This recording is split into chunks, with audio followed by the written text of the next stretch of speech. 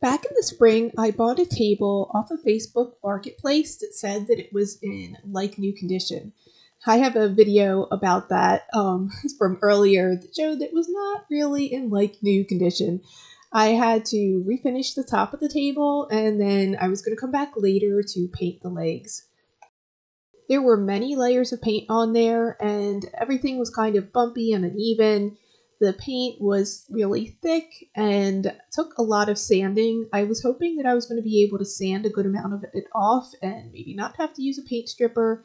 But as you can see here, I'm sanding and you still can't really see that any paint is missing.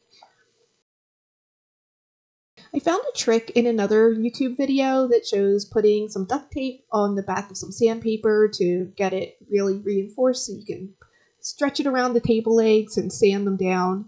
And so that did work pretty well in terms of keeping the sandpaper together, but like I said, the paint just didn't want to come off.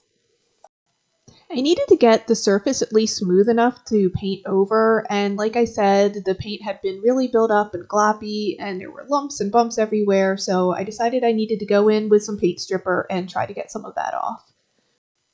I painted on multiple coats of the stripper and let it sit for quite some time to really set up and work through that paint. You can cover it with plastic too to kind of let it set up longer without it drying out, and I think next time if I had to do it again, I would probably use the plastic.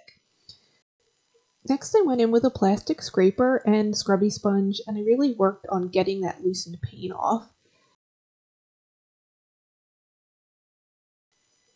I got buckets of clean water to rinse off any of the remaining paint stripper and get any other bits of paint off that were still loose and hanging on. After this, I let it dry thoroughly and came back with some sandpaper. My goal here was just to do a last smooth down. So I knew after this, just whatever lumps and bumps were left were going to get painted over and you would still see them forever. So I did my best to really just smooth out anything that was left on. I went back over the smooth parts of the table with the orbital sander. That was nice and quick, unlike having to get into all those grooves and rounded parts of the legs. I used a tack cloth to get off any of the remaining sawdust, and after that I was ready to paint. We decided to go with a black paint to match the decor better and just give it a brand new look. We're also always trying to reuse things, and this black paint was left over from a previous project. I have to say it's very satisfying seeing the paint go on and having all of the old white paint covered up.